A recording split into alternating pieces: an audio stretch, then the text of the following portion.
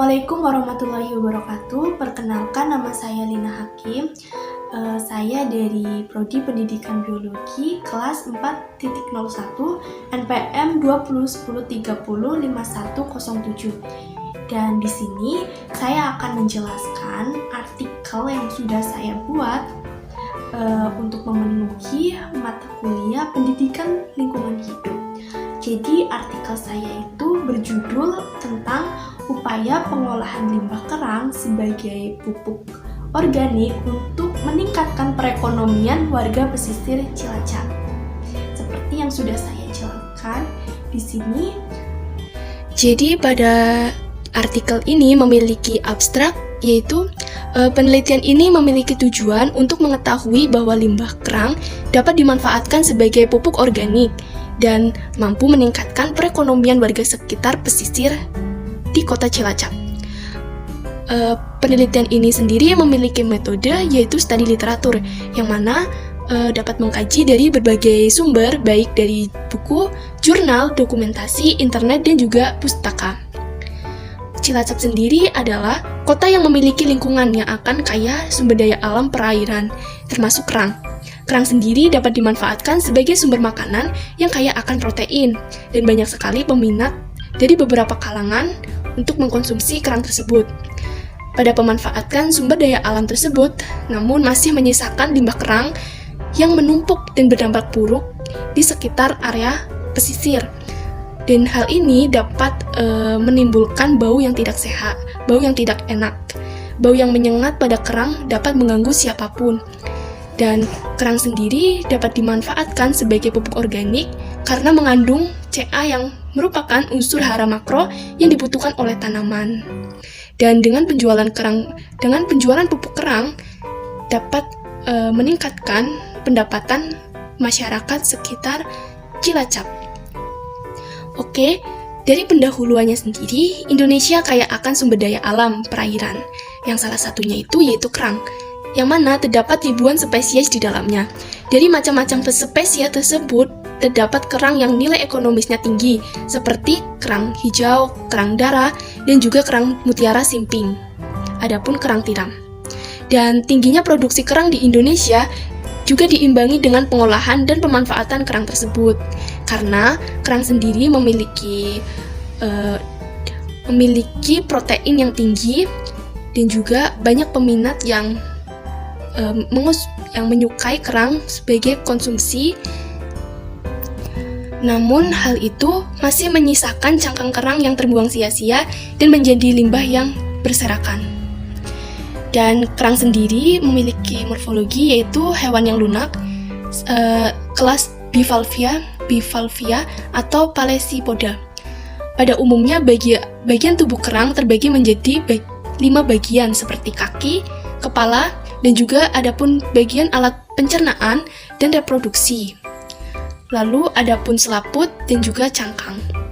Pada bagian kepala terdapat organ-organ syaraf sensorik dan juga mulut yang memiliki warna juga bentuk cangkang yang bervariasi tergantung pada jenis habitat juga makanannya. Kerang sendiri memiliki mantel berupa daun telinga, cuping, dan juga cangkang setangkup dan berfungsi sebagai permukaan luar mantel untuk mensekresikan zat organik pada cangkang dan juga menimbun kristal-kristal kalsit atau kapur sianturi. Dan menurut AKHLGI 2011, limbah merupakan limbah atau kotoran yang dihasilkan karena pembuangan sampah atau zat kimia dari pabrik-pabrik. Limbah sendiri adalah suatu bahan yang tidak 5 atau 6 yang tidak berarti dan tidak berharga. Dan kita dapat mengetahui bahwa limbah juga bisa menjadi sesuatu yang berguna dan dimanfaatkan jika diproses secara baik dan benar. Limbah atau sampah bisa berarti sesuatu dan berguna oleh kebanyakan orang. Mereka menganggap sebagai sesuatu yang tidak berguna. Jika dibiarkan terlalu lama, maka akan menyebabkan penyakit. Padahal dengan pengolahan sampah secara benar, maka bisa menjadikan sampah ini menjadi benda yang ekonomis dan juga seperti halnya. Dan pada limbah ini, seperti halnya limbah cangkang kerang yang berada di wilayah pesisir pantai Cilacap, yang dapat menimbulkan dampak negatif dan Hal ini berdampak pada kesehatan masyarakat yang berada di wilayah pesisir tersebut. Dampak itu menjadikan masalah kesehatan seperti kesehatan kulit, juga lingkungan hingga kesehatan paru-paru. Pada penumpukan limbah cangkang kerang terjadi karena banyaknya peminat masyarakat terhadap kerang kupas tanpa kulit dan membuat pasar-pasar pesisir pantai menjual kerang tersebut. Adapun rumah makan seafood yang tampak berjajar di sepanjang jalan dan pembuangan limbah yang kurang baik membuat penumpukan yang terjadi. Oleh sebab itu, upaya pengolahan limbah agar permasalahan tersebut dapat teratasi.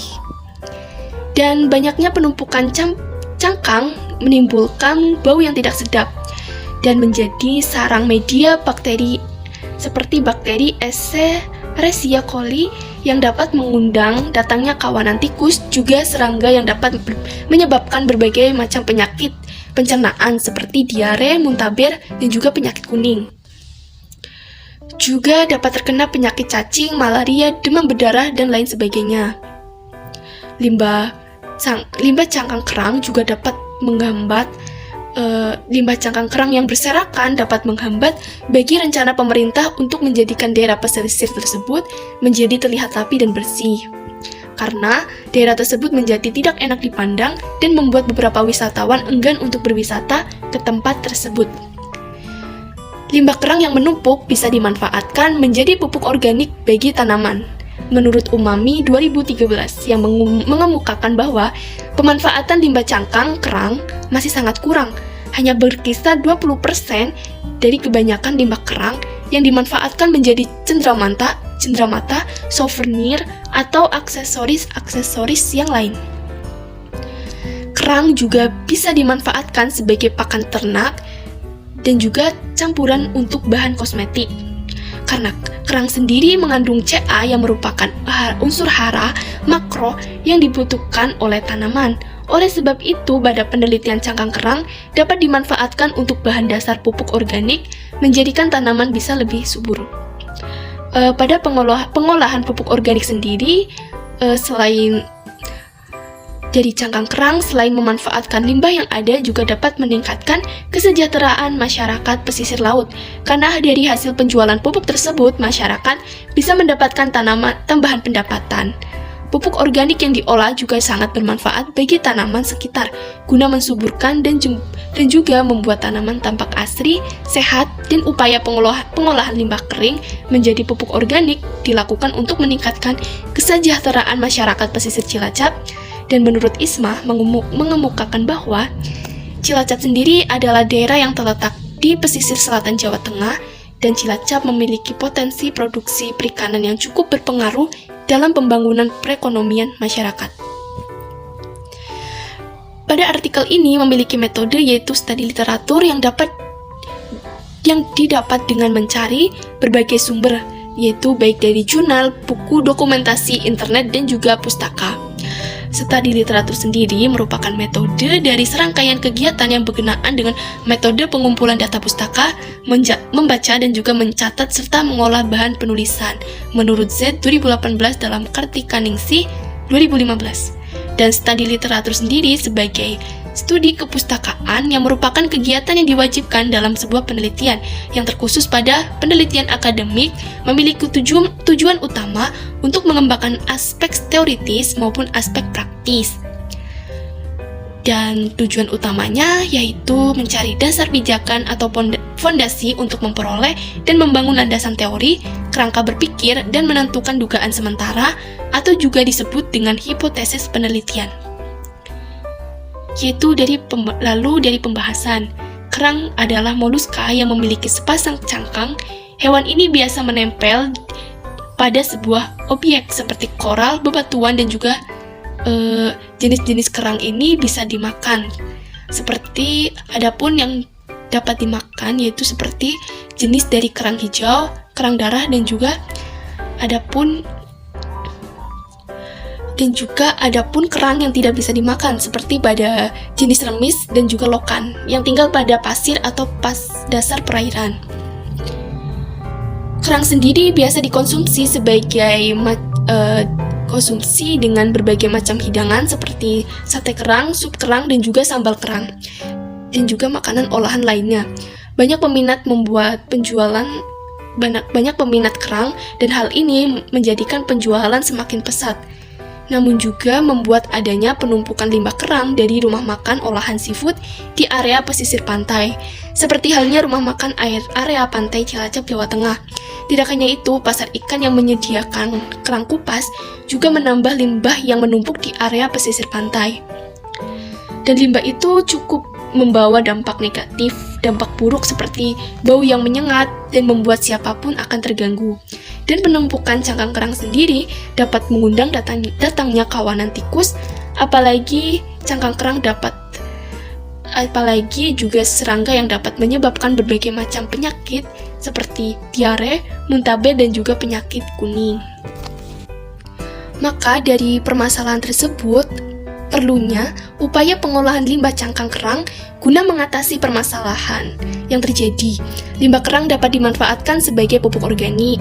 Menurut Fazrina 2019 mengemukakan bahwa cangkang kerang sendiri memiliki komposisi mineral dari 98,7% dari total kandungan Mg, N, P, K, Na, sekitar 1,3% Fe, Cu, Ni, B, Zn, dan Si.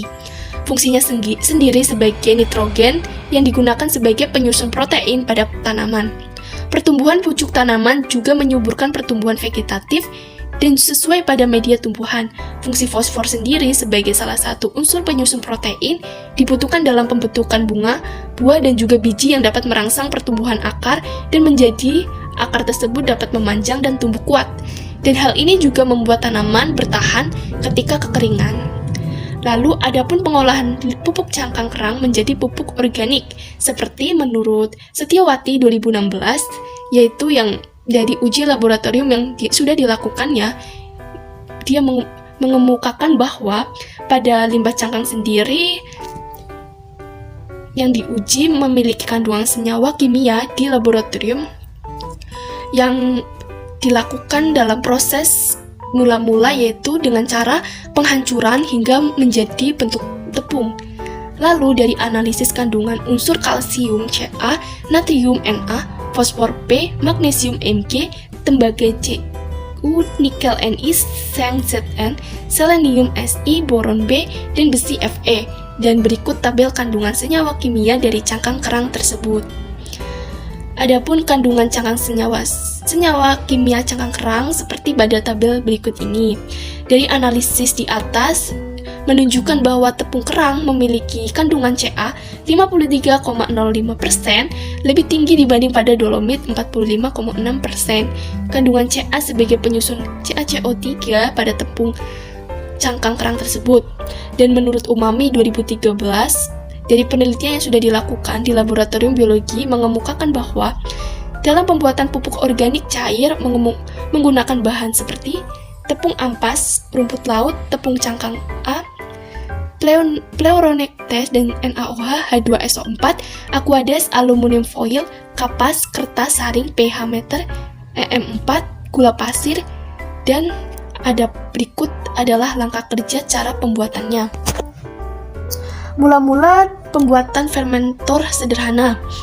Pada pembuatan ini, kita harus menyiapkan ember plastik yang memiliki volume 6 liter, lengkap dengan tutup yang disiapkan sebagai tempat untuk fermentasinya nanti. Lalu tutup dilubangi untuk akses keluarnya gas yang terbentuk pada proses fermentasi. Lalu langkah kedua, kita harus menyiapkan tepung cangkang A pleuronectes, cangkang kerang simping yang didapatkan dari daerah Morodemak. Cangkang tersebut merupakan limbah hasil buangan dari nelayan setempat yang langkah awalnya yaitu kita membuat tepung cangkang dan melakukan pencucian terlebih dahulu dari kotoran dengan air. Lalu cangkang dikeringkan di bawah sinar matahari dan juga di dalam oven suhu sekitar 60 derajat Celcius. Cangkang yang dihancurkan dan berbentuk tepung lalu dipakai sebagai campuran pupuk organik cair dan dianalisis untuk mengetahui kandungan proksimat dan unsur-unsur yang terkandung di dalamnya. Lalu dalam pembuatan pupuk organik cair sendiri dilakukan melalui proses penguraian secara anaerob fakultatif.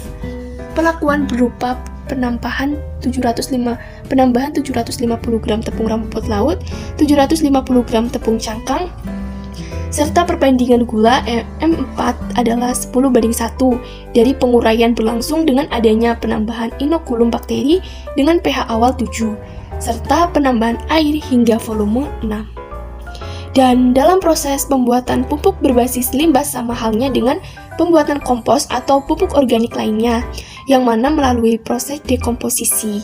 Dekomposisi dilakukan dan juga hidrolisis dilakukan untuk memecah komponen selulosa yang terkandung dalam ampas rumput laut dan menjadi komponen monosakarida atau disakarida. Menurut Watt et al. 2010. Dan dalam hal ini juga dapat memudahkan mikroba dalam proses dekomposisi. Proses dekomposisi sendiri yang merupakan pemanfaatan dari EM4 yang merupakan konsorsium mikroba. Dekomposisi berlangsung di dalam fermentor bertujuan untuk menjaga agar proses tersebut terjadi secara baik dengan persyaratan dekomposisi seperti suhu, oksigenasi, dan juga kadar air yang dapat terpenuhi. Waktu dekomposisi sendiri berbeda-beda tergantung dari materi asal bahan organiknya. Dan pupuk sendiri yang dihasilkan dari pengolahan tersebut dapat dimanfaatkan sebagai penyubur tanaman dan juga bisa dikemas lalu dijual kembali kepada masyarakat luas. Dan hal ini dapat meningkatkan perekonomian sekitar warga pesisir pantai, terkhusus pada warga pesisir pantai Cilacap. Dan juga masyarakat bisa ikut serta untuk memanfaatkan limbah cangkang tersebut dan dipasarkan untuk menjadi oleh-oleh daerah tersebut.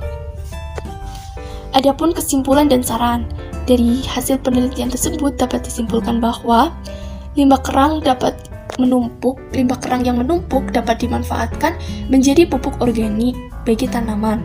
Dan pemanfaatan limbah kerang ini masih sangat kurang, berkisar 20%, dan kebanyakan limbah kerang dimanfaatkan sebagai cenderamata berupa souvenir atau aksesoris yang lain. Kerang sendiri dapat dimanfaatkan menjadi ternak, sebagai pakan ternak dan juga campuran bahan organik. Dan kerang sendiri dimanfaatkan menjadi pupuk organik karena mengandung Ca yang merupakan unsur hara makro yang dibutuhkan oleh tanaman. Dan pada penelitian cangkang kerang yang dimanfaatkan untuk dasar pupuk organik agar tanaman dapat tumbuh lebih subur. Ucapan terima kasih, alhamdulillah, puji syukur kehadirat Allah Subhanahu wa Ta'ala karena atas limpahan rahmat dan inayahnya sehingga saya dapat menyelesaikan artikel ini dengan baik. Dan pada kesempatan ini saya menyampaikan ucapan terima kasih sebesar-besarnya kepada Ibu Sekar Jati Pamungkas MPD dan Bapak Dr. Erika Dermawan SSI SPD MPD selaku dosen pengampu mata kuliah pendidikan lingkungan hidup atas segala arahan dan saran sehingga penyusunan artikel ini dapat diselesaikan dengan baik. Lalu kepada saudara dan teman-teman yang telah memberikan dorongan dan semangat sehingga saya dapat menyelesaikan artikel ini. Dan berikut daftar pustaka yang saya gunakan dalam penyusunan artikel ini. Sekian pemaparan materi dari saya. Bila ada kesalahan saya mohon maaf. Wallahul muwaffiq ila aqwamit thoriq. Wassalamualaikum warahmatullahi wabarakatuh. Terima kasih.